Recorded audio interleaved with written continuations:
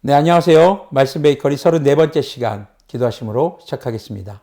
거룩하신 주님 감사합니다. 주님의 말씀을 묵상합니다. 성령님께서 말씀에 조명이 되어 주셔서 주님의 말씀 밝히 깨달아 알 수 있도록 긍휼을 베풀어 주시옵소서. 우리 주 예수 그리스도님의 이름으로 기도합니다. 아멘. 네, 데살로니가 후서 1장 1절에서 12절까지의 말씀 표준 세번역의 성경으로 읽어드리겠습니다. 바울과 실로아노와 디모데가 하나님 우리 아버지와 주 예수 그리스도님 안에 있는 데살로니가 사람의 교회에 이 편지를 씁니다. 하나님 아버지와 주 예수 그리스도님께서 내려주시는 은혜와 평화가 여러분에게 있기를 빕니다. 형제자매 여러분, 우리는 여러분을 두고 언제나 하나님께 감사를 드릴 수밖에 없습니다. 그렇게 하는 것이 당연한 일이니 그것은 여러분의 믿음이 크게 자라고 여러분 모두가 각자 서로에게 베푸는 사랑이 더욱 풍성해 가고 있기 때문입니다. 그러므로 우리는 온갖 박해와 환난 가운데서도 여러분이 간직한 그 인내와 믿음을 두고서 여러분의 여러 교회에서 여러분을 자랑하고 있습니다. 이 일은 하나님의 공의로운 심판의 표이니 하나님께서 여러분을 하나님 나라에 합당한 사람이 되게 하시려고 주신 것입니다. 여러분은 참으로 그 나라를 위하여 고난을 당하고 있습니다. 하나님은 공의를 베푸십니다. 여러분을 괴롭히는 자들에게는 괴로움으로 갚아주시고 괴로움을 받는 여러분에게는 우리와 함께 안식으로 갚아주십니다. 이 일은 주 예수님께서 자기의 권능 있는 천사들과 함께 하늘로부터 불꽃에 쌓여 나타나셔서 하나님을 알지 못하는 자들과 우리 주 예수님의 복음에 순종하지 않는 자들을 처벌하실 때 일어날 것입니다. 그들은 주님 앞과 주님의 권능의 영광에서 떨어져 나가서 영원히 멸망하는 형벌을 받을 것입니다. 그날에 주님께서 오시면 자기 성도들에게서 영광을 받으시고 모든 믿는 사람에게서 찬사를 받으실 것입니다. 여러분은 우리가 여러분에게 전한 증거를 믿었습니다.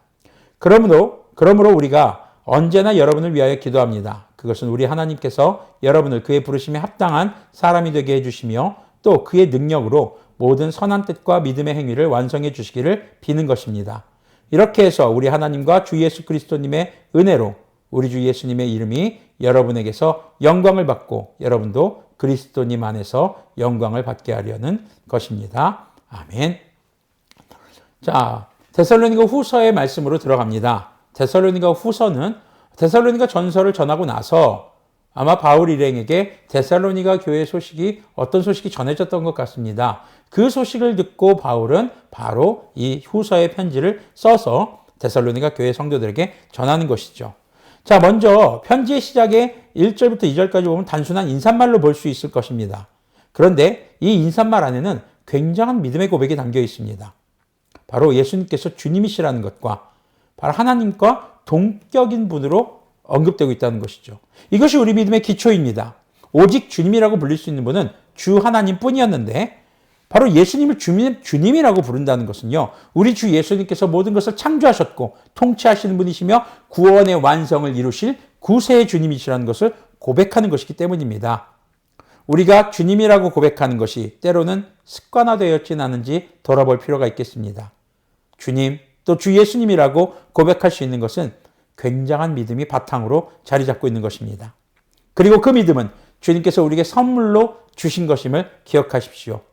우리가 주님이라고 고백하는 믿음을 주신 주님께 감사하며 그 고백하는 입술에 그 언어에 걸맞는 그런 삶이 되기를 기도해 봅니다. 그리고 3절부터 4절까지의 말씀을 보면 그리스도인의 삶이 곧 복음이라는 것을 우리는 알 수 있습니다. 바울 일행은요, 데살로니가 전서를 전하고 데살로니가 후서를 기록하기 전에 어떤 소식을 들었습니다. 그리고 그 소식에 대해서 데살로니가 교회 성도들에게 감사하고 그것을 온갖 어려운 상황에서도 여러 교회에 자랑하고 있다고 지금 기록하고 있습니다. 자, 데살로니가 교회 성도들의 거룩한 삶이었기 때문이죠. 삶 때문이었죠. 바울 일행이 들은 소식은 데살로니가 교회 성도들의 믿음이 성장하고 있다는 것, 그리고 그 성장의 지표로 서로에게 나누는 사랑이 더욱더 풍성해지고 있다는 것을 강조합니다. 우리가 그리스도인답게 살아갈 때 우리에게 복음을 전하고 양육한 하나님의 사람에게 큰 힘을 주는 자랑거리가 됩니다. 특히 복음으로 어려운 상황에 놓여 있는 경우라면 더욱더 그렇겠죠. 그러나 그것은요, 그 사람의 자랑이 아니라 바로 우리에게 구원의 은혜를 시작하신 우리 주님을 자랑하는 것입니다. 이것이 바로 찬양입니다. 찬양이라는 말 뜻은요, 어떤 대상이나 사건은 상황을 칭찬하거나 높여 부르는 말, 이것이 바로 찬양의 의미입니다. 노래는 찬송이죠. 자, 오늘도 이렇게 말씀과 기도 그리고 성도의 교제와 헌신을 통해서 서로 사랑하며 교회 성도들을 위해 베푸는 거룩한 삶을 통해 우리의 삶이 주님께서 베푸신 그 구원을 찬양하는 그런 삶이 되기를 권면합니다. 자, 그리고 5절부터 10절까지는 아주 중요한 말씀이 담겨 있습니다. 바로 고난이라는 것이 믿음의 증거라는 것이죠. 복음을 전하는 바울 일행과 마찬가지로 데살로니가 교회 성도들 역시 고난 가운데 있었습니다. 그런 고난 가운데서 3, 4절에서 나타난 그들의 삶은 믿음의 성장의 지표가 되고 있습니다. 그들이 당하는 고난을 통해 하나님 나라를 위한 삶을 살고 있다고 바울은 말하고 있습니다. 여러분들에게 고난을 주는 사람에게 집중하지 마시기를 바랍니다. 그 사람에게 집중하게 될 때 우리는 미워하는 죄를 짓게 됩니다. 본문에서는요, 우리에게 악을 행하는 자에 대해 주님께서 반드시 심판하신다고 말합니다. 그리고 그 심판은 오직 우리 주님의 역할인 것을 강조합니다. 정죄와 심판은 우리 성도들의 몫이 아닙니다. 우리가 겪는 고난을 믿음 성장의 발판으로 삼고 주님께서 주신 고난의 목적인 하나님 나라에 합당한 사람, 바로 진정한 그리스도인이 되어야 할 것입니다. 그리고 이 고난을 능히 이기게 하는 것이 바로 우리 주 예수님의 재림에 대한 믿음이죠. 예수님의 재림은 증거된 복음을 믿는 성도의 희망입니다. 그리고 11절, 12절은 이제 바울의 기도하는 태도가 등장하고 있습니다. 시종일관 동일하죠. 기승전 기도입니다. 말로만 권면하는 것이 아니라 그들을 위해서 기도하고 있습니다. 또 기도하고 있다는 것을 알려주고 있습니다. 앞서서 권면한 것처럼 하나님의 부르심, 즉 믿음에 합당한 삶을 사는 것과 데살로니가 교회 성도들의 삶이 주님의 은혜로 구원의 완성에 이르는 열매를 맺도록 기도하는 것이죠. 성도의 교제에 있어서 우리는 기도의 힘을 잊지 말아야 하겠습니다. 말씀을 따라 살아가는 또 그 삶으로 주님을 증거합니다. 하지만 모든 복음의 열매를 맺도록 도우시는 분은 오직 우리 주님이십니다. 주님께 서로를 위해 기도하시기를 바랍니다. 그리고 그렇게 서로를 위해 기도하고 있다는 사실을 그 사람에게 알려주십시오. 오늘도 여러분들 교회 성도님들을 위해 기도하시고 그에게 단톡 거기서 말씀하지 마시고요. 아니면 단체 이런 데서 말씀하지 마시고 개인톡 하나 보내주세요. 오늘도 당신을 위해서 제가 주님께 이렇게 기도했습니다.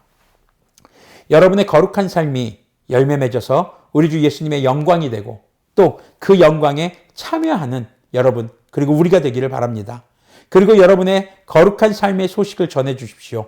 저에게 그리스도인의 삶에 대한 큰 자랑거리가 되며 그 소식을 통해 복음을 전하는 곳마다 여러분의 삶의 열매가 주님의 이름을 찬양하는 노랫소리가 될 것입니다. 그런 찬양의 삶이 되시기를 축복합니다. 기도하겠습니다. 거룩하신 주님 감사합니다. 우리의 삶을 돌아봅니다. 우리가 주님이라고 부르는 그 언어에 대해서 그에 합당한 삶을 살고 있는지 돌아봅니다. 늘 주님의 말씀을 따라 우리가 함께 신앙생활하는 교회 안에서의 성도들을 더욱더 사랑하며 베풀며 헌신할 줄 아는 우리가 되게 하여 주시옵소서.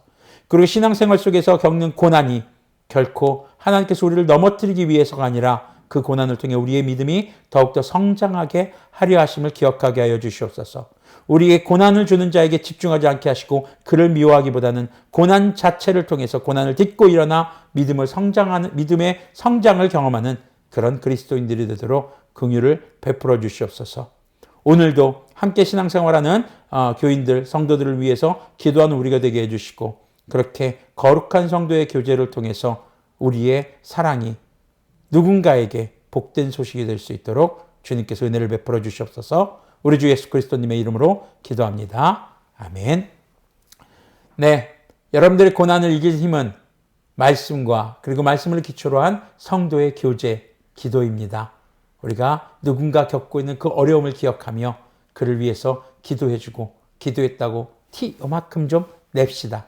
네, 자, 여러분들 오늘 말씀의 제목처럼 힘내세요. 여러분들 잘하고 있습니다.